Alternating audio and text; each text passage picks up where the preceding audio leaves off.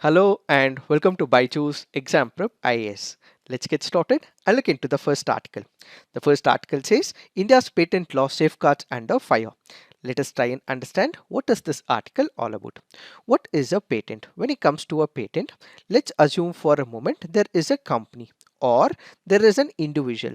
The company or an individual will find out a new product. This is a new product which has the technological advantages, economic significance, and it has mastered something new, and this has not been previously invented as well. So such a product will go to the patent office. They'll seek permission for the registration, and if given, this particular product will be given exclusive productivity rights for about 20 years. So what is a patent? A patent basically is that exclusive right which is granted to the inventor. It can be a company or an individual, and when there is something new improvement that has happened with respect to that product which also has an economic significance, it is meeting the industrial applicability, that product will be given exclusive right where they alone would be able to manufacture this product for about 20 years. If a patent has to be accorded by the registrar office, what would happen? This requires three important criteria. What are the three important criteria? One, the product has to have novelty. Second, it has to be non-obvious in nature.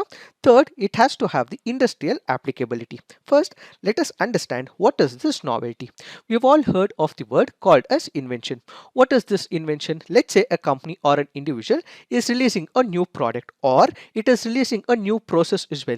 So this new process or a product involving an inventive step and capable of industrial application is what is called as an invention. So when this invention happens to be something new and it is not discovered in the past, that is what is called as novelty. We have one of the landmark judgments of the Supreme Court of India called as Bishwanath Prasad Radheshyam versus the Hindustan Medical Industries. This judgment goes on to say that the fundamental principle of patent law is that a patent is granted only for an invention which must be new and useful. So the first important principle is novelty, which means it has to be new. The second important principle happens to be non-obviousness. To understand this non-obviousness, we have to understand another term called as the inventive step. What is this inventive step? This happens to be one of the features of the invention. So if a company or an individual develops a particular product or a process which involves advanced technical knowledge as well as it is able to derive economic significance, that is what is called as inventive step. So this should not be obvious. Normal people should not be able to understand this particular process. If it is obvious, if people are able to understand, that will not be given the patenting. So this particular process that they have come up with should be non-obvious, which normal people should not be able to understand. It should not be present in the past as well. It should be something new. It has to be something unique. It has to be discovered now, and when such discovery is made, it should have the technical advancement as well as economic significance. That is the second principle. The third is in reference to industrial applicability. What is this industrial applicability? This basically means that it should be used in an industry, it should be useful for the industry, and it is capable of being made used in the industry. And as a result, if we are able to make sure that all these components are met, that is when we have the patent office which would accord patent to that particular process or the product. Then when it comes to patents, we have two types of patents. One is what is called as the primary patent, the other happens to be secondary patent. What is this primary patent? Let's say there is a company which has invested a lot of money. It starts that particular process or the product from the very start, and it invests a lot of money. It also recruits large number of scientists, engineers, so on and so forth, and ultimately develops the product for the first time. So when it develops the products for the first time and goes to the patent office, seeks for the patent, that is what is called as primary patent. So a primary patent is one where the patent is awarded by the patent office for the very first time. So this is where the company gets the exclusive right to manufacture this particular product exclusively for about 20 years. Then we have something called as the secondary patents. What are these secondary patents? These are the patents which are already patented. Let's say for example, there is a company. This company has found out a new model of the mobile phone. This mobile phone is totally different from the existing mobile phones. So the patent office gives this particular company and the mobile phone exclusive rights to manufacture for about 20 years. So now this company also after 20 years tweaks some processes. It also makes changes in its operating system and it goes to the patent office once again after 20 years. So if it is given the permission for the second time, that is what is called a secondary patent. So primary patents is where that company will be getting it for the first time. Secondary patent is where the same company with the same analogy will tweak certain structures, will tweak certain things, and in this particular case when it is given for the second time after 20 years, that is what is called as the secondary patent. But why are we discussing this? That is because this article here is basically speaking about evergreening. What happens in evergreening? That is where secondary patents comes into picture. This is what is called as patent monopoly. So when we speak about monopoly, a patent monopoly is that particular concept where it happens to be an idea of patent where complete ownership is given to that particular company and its product forever. So after 20 years, what would happen for a patent? Every other company would be able to look into this particular product. They would be able to reverse engineer it. They would also be able to release another product which is much cheaper. But if a company does not allow other competitors to produce another product of the very same product even after 20 years, that is what is called as evergreening. So when such monopoly happens with respect to the patent, this has multiple issues for the society. What are these issues? One, let's say for example we have a vaccine. This vaccine is very important to save the lives of the people, but initially whenever there is a company or an individual who is given a grant for this patent, they would have invested a lot of money. So in order to give boost to their efforts and in order to make sure that they continue with their efforts in the near future, they are given the exclusive right so that they are able to make the profits. But if they continue to do even after 20 years, this particular company will make a lot of profits, and at the same time many people would not be able to get this vaccine as well. Why? Because that company would have priced this particular product at a very high price. So if it is at a very high price, many people would not be able to afford, and if many people are not able to afford, what is the importance of this vaccine? That's the first problem. Second problem is, as I told you, after 20 years what we will have is the competition. So whenever we have the competition, what would happen? That particular product, because of the competition, it will also become cheaper as well because there is competition. But if there is no competition, there is evergreening of the product. In that particular case, there will be no competition and the prices of that particular product will also not go down as well, and that company continues to make profits, lot of profits, and many people would not be able to get the vaccine or the product, and as a result people may lose out on their lives as well. People may also suffer as well because they have to pay too much for that particular product. They may also go through financial misery in this case. So in order to overcome this secondary patenting, if it is genuinely present, it is okay. But if it is just tweaking little structures, it is just tweaking some of the ideas, in that case, in order to prevent evergreening, what we have is a provision in the Indian patent law, and that happens to be section 3D in the Patents Act of 1970. So in 2005, the lawmakers from all political parties amended the patent law and they introduced the section 3D of the patent law. What is it? The mere discovery of a new form of a known substance which does not result in the enhancement of the known efficacy of the substance, or the mere discovery of any new product or new use for a known substance, or of the mere use of a known process, machine or apparatus, unless such known process results in a new product or employs at least one new reactant. Explanation: for the purposes of this clause, salts, esters, ethers, polymers, metabolites, pure form, particle size, isomers, mixtures of isomers, complexes, combinations, and other derivatives of known substance shall be considered to be the same substance unless they differ significantly in properties with regard to the efficacy. So this clearly points out that if there is a primary patent and if they have tweaked or changed only minimal structural changes, in that case evergreening will not be allowed, says this section. However, if there is a major change, large number of changes are introduced to the existing structure, in that case alone what we will provide is patent for the next few years as well. But if it is not, if it is only minor changes you are introducing, we will not allow you to get the patents, because we are going to prohibit evergreening of this particular product or the process, says this law. To give boost to this, what we also have is a landmark judgment delivered by the Supreme Court of India with respect to the Novartis. Novartis happens to be a Swiss pharmaceutical conglomerate which filed a patent application in 1999 for Glivec, an anti-cancer drug used to treat chronic myeloid leukemia and gastrointestinal stromal tumors, claiming that invented the beta crystalline salt from imetimecilate, which happens to be the free base of imatinib. So this basically means they already had a tablet or a drug. Second time they also wanted patent as well. So they go to the patent office and they say, dear patent office, we have brought about a change. What we require is patents for the next few years as well. The patent office looks into it and it says, no, we are rejecting it. Why are we rejecting it? Because it is not meeting the parameters. You have not brought about a major structural change. Since it's a minor tweak, we will not be giving it. So the assistant controller of patent and design in the Chennai patent office rejected the application under section 3D of the Indian Patents Act. So they're not happy with it. So what do?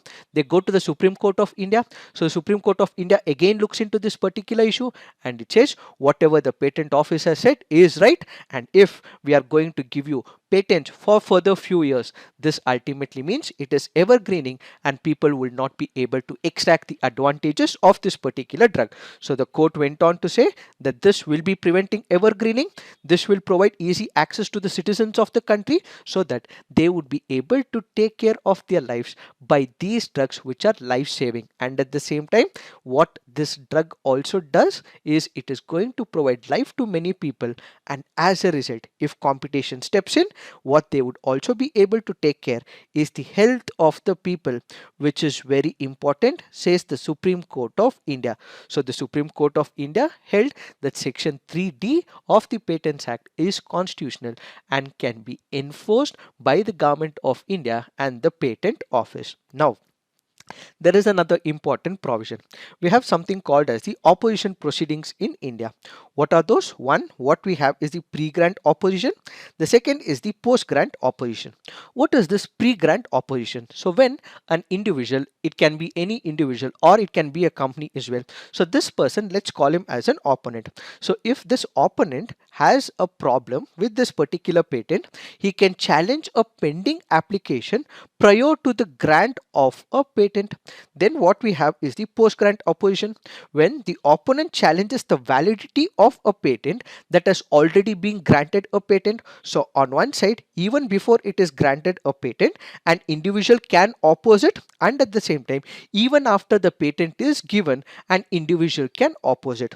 So this article primarily is speaking about the pre-grant opposition in the patent law. What is the context of the article? The Economic Advisory Council to the Prime Minister recommended the period within which applications are open to challenge by the public to be restricted to a mere 6 months from the date of its publication. So the minute there is a publication, if any person has a problem, if an individual has a problem, if a company has a problem, they have to file the opposition, that is they become the opponent, and they have to file it within the patent office within 6 months. Is it the right? No, says this article. So ideally, this particular process will require a lot of time. If there are individuals and companies who have a problem with a particular patent, let's say for example, the secondary rights that are given to the patents to a company, if they have problem, they have to look into it. They also have to study if you're fixing these deadlines of 6 months, they would not be able to effectively read through it, and ultimately it can encourage evergreening of the patents, says this article. So the article goes on to say, in the year 2005, the first challenge to a pending patent claim on a medicine was filed by Cancer Patient Aid Association before the Indian Patent Office. CPAA highlighted that Swiss corporation Novus patent application on imatinib mesylate, a life-saving anti-cancer drug, claims a salt form of old medicine, a common practice within pharmaceutical industry, and should not be considered patentable. So they had ample amount of time to look into it. So they are the ones who opposed it, and they went to the patent office, and ultimately it was cancelled. Then in 2006, PLHIV Networks filed the first such opposition to a patent application by Glaxo Group Limited for Combivir on a mixed dose combination of two AIDS drugs, siluvidin as well as lamivudine. GSK withdrew the patent application in India, and several other countries after the patent opposition in India pointed out that patent claims did not cover any new invention but simply a combination of two existing drugs. So in the past, you have had companies and individuals who have shown that this is just a mere change, a minor change to the existing structure, so they should not be given patents, are the companies which have said in the past. Now if you are bringing a time limit, they won't be able to study, they won't be able to refer, and if this continues, then evergreening of the product or the process continues, and this can be problematic for India, says this article. So prescribing a timeline and cutting short the window period for pre-grant opposition makes it difficult to challenge frivolous patent applications on drugs and vaccines. Reducing the opportunities for filing challenges to pending patent claims will not increase efficiency or reduce pendency. On the contrary, pre-grant oppositions provide information to the examiners that can help speed up the examination process and deny invalid patents. So this article currently goes on to say that if it continues, this can be problematic for India. So going forward, what we have to ensure is such timelines should not be fixed, and at the same time what we require is overwhelming number of evergreening patents that are being filed. This has to be looked. We need to have a vigilant eyes. So what we require is such groups and individuals to constantly monitor. So such recommendation should not be taken up by India where they are going to prescribe time limits, is what is this article all about. It is this that we have to understand with respect to this article. Now let's look into the next article. This article says why India should support antibiotics development. Let us try and understand what is this article all about. We have a word called as the antimicrobials. What is this antimicrobials? This includes antibiotics. What are these antibiotics? These are the medicines or the drugs which are used to kill the bacteria. Then we have the antivirals as well. Then we also have the antifungals as well. Then we also have the antiparasitics as well. These are nothing but medicines. So the larger picture is antimicrobials include the antibiotics, antivirals, antifungals and antiparasitics, which are nothing but medicines which are used to prevent and treat infection in humans, animals as well as in plants. So what is antimicrobial resistance? So we have a drug or a medicine which is given to a person so that that person recovers. But what if you give this particular drug or the medicine, but the person whom it is given is not even able to come out of it? This person has already developed resistance as well. So the tablet or the drug or the medicine given to that person is not working and he is not able to recover on time, which is called as antimicrobial resistance. So antimicrobial resistance usually occurs when bacteria, viruses, fungi or parasites change over time. They no longer respond to this medicine, and ultimately what we will have is that person suffering from the disease, and this can also lead to severe illness as well as the health imbalance. So this is what this article is speaking about, where the article says that there has been issue of antimicrobial resistance in India as well as the world over. So what we require is more investment for the development of new antibiotics, antifungals, antivirals, so on and so forth. What are the causes of this antimicrobial resistance? Let's say for example, if people are suffering from a particular disease, This particular disease will require at least, let's say, a week, or it might also require at least 2 weeks to recover. But what will this person do? This person wants to recover in a faster way, so he goes to the pharmacy. He does not have any prescription given by the doctor, and even the pharmacist wants to ensure that he wants to make quick bucks as well. So what does he do? This person starts giving the antibiotics where it is not required in the first place. So continuous use of the antibiotics, that is the medicine, from a person will actually mean that there is antibiotic resistance in the near future. So the emergence of spread of drug resistant pathogen continues to threaten us, and this means more infection, more loss of life, and ultimately people will be the major sufferers. So irrational antibiotic use by the medical community, by the general public, and some of the people is what is leading to this antimicrobial resistance. And at the same time, if you look into the hospital premises, ideally what should happen? They should ensure that there is sanitation facilities that are provided in the hospitals. They also have to ensure that there is hygiene in the hospital places as well. But what is happening? The sanitation and hygiene is also not kept up, and as a result there is infection which also spreads in the hospital premises, which is leading to this antimicrobial resistance. So this antimicrobial resistance basically leads to people suffering. They would not be able to overcome that particular issue, and as a result people may lose their lives, and large number of people are losing their lives, and these antibiotics, antivirals are not working. If you look into the statistics, a recent report from Global Research on Antimicrobial Resistant Project found that in 2019, an estimated 4.95 million people suffered from at least one drug resistant infection, and AMR directly caused 1.27 million deaths. AMR is one of India's major public health problems, directly contributing to about 30% of deaths due to neonatal sepsis across India, and these are due to multi-drug resistant hospital acquired infection in many cases.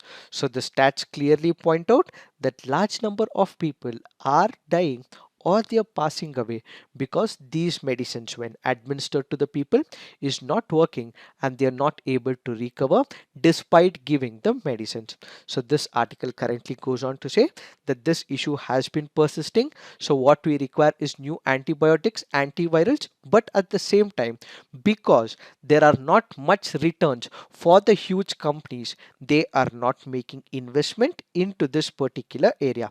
So whenever a company has to make the investment, what does it look for? It looks for the returns, it looks for the profits. But even if it wants to invest, because it takes a large number of years, it may take decades as well to come out with a new antibiotic, because there is very less returns or the profits, these large companies are not investing into this area.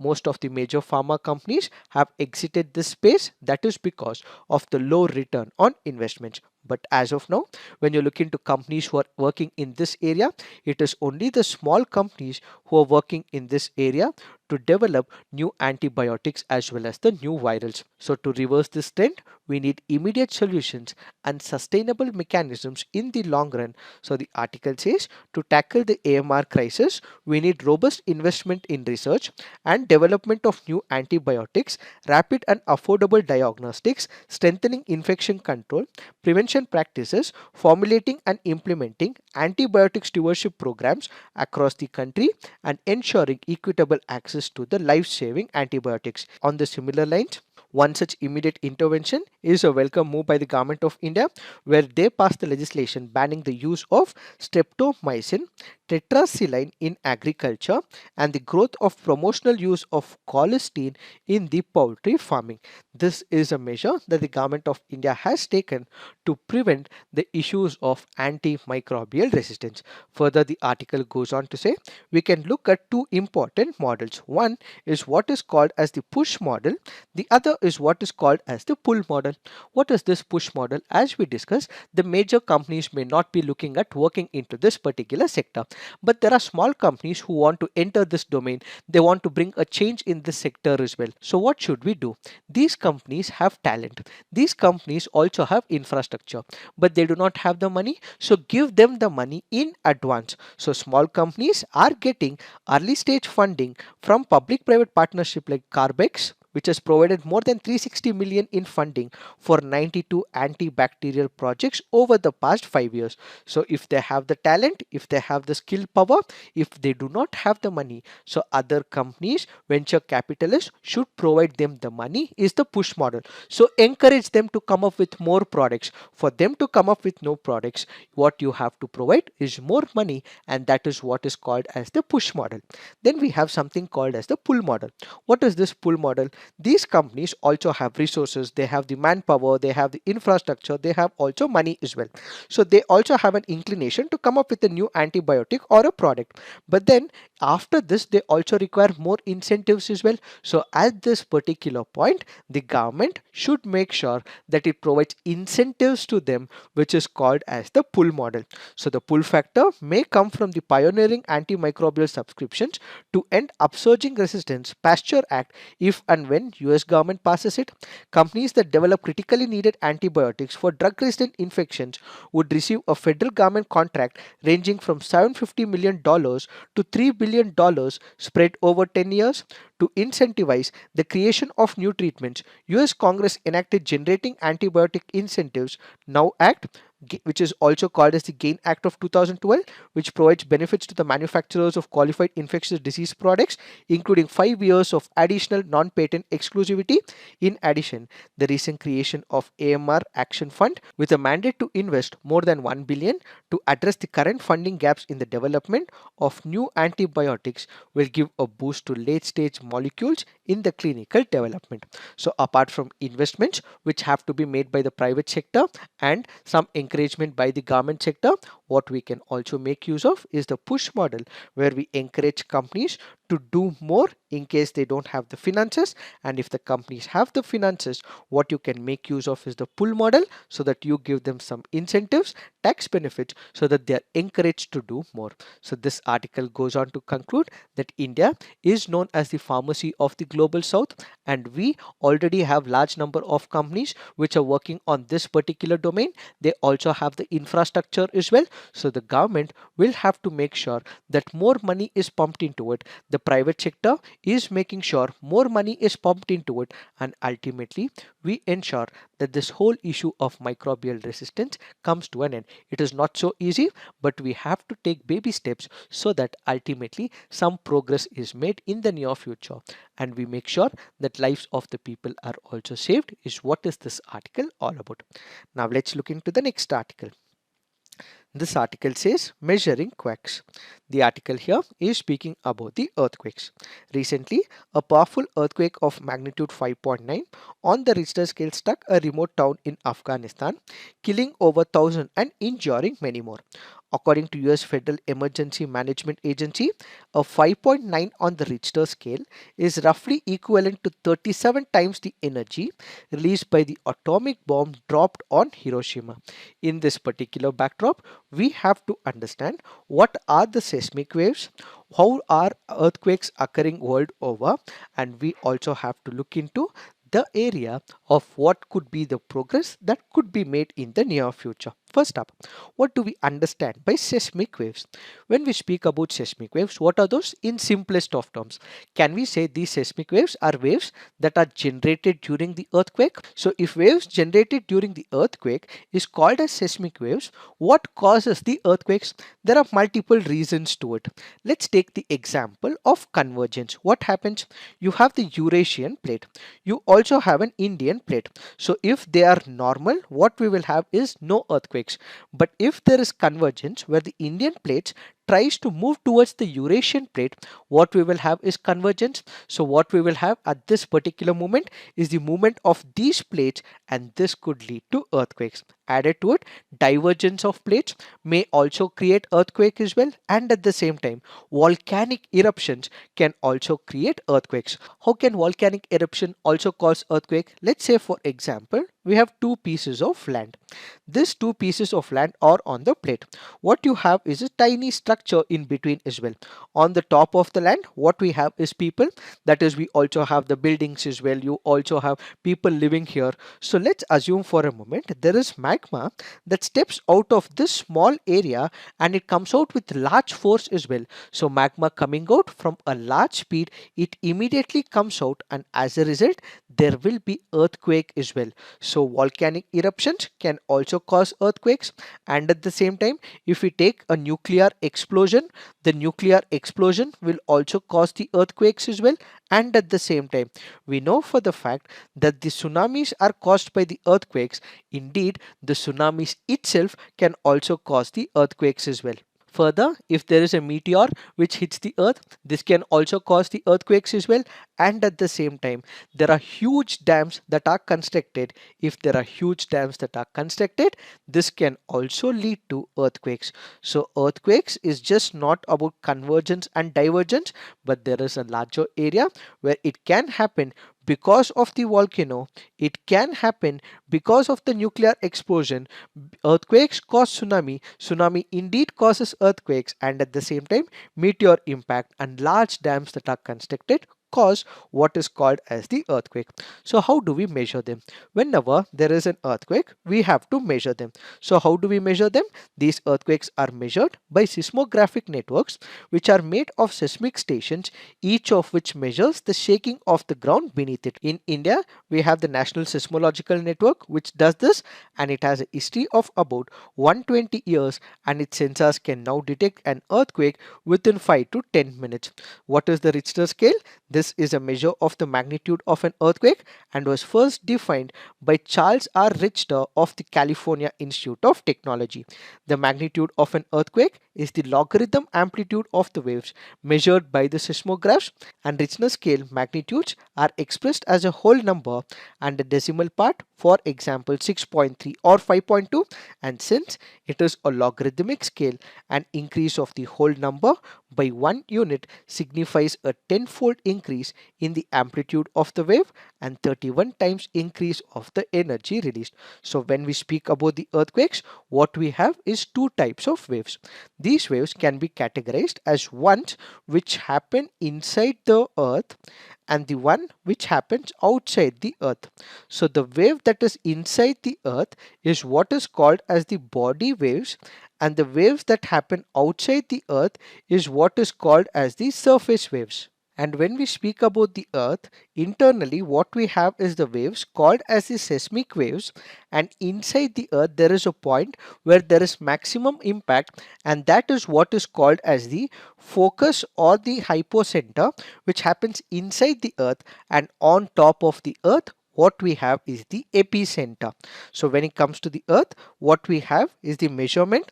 So the point inside the earth where the earthquake rupture starts is called as the focus or the hypocenter. So it happens inside the earth, and the point directly above it on the surface of the earth is what is called as the epicenter. How are the zones designated in India?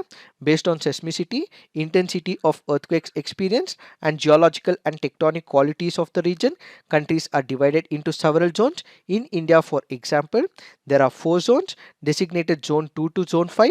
Among those, Zone 5 is most hazardous and Zone 2 is least hazardous. It is this that we have to understand with respect to this article. Now let's look into the next article. This article here is speaking about one of the trees called as the Chenkurinji tree. The Chenkurinji tree is also called by a name Gluta travancoricea. It also has an other name called as Shendurini, and it is also called by another name Thodapa. This happens to be a species which is endemic to the Agastya Malay Biosphere Reserve.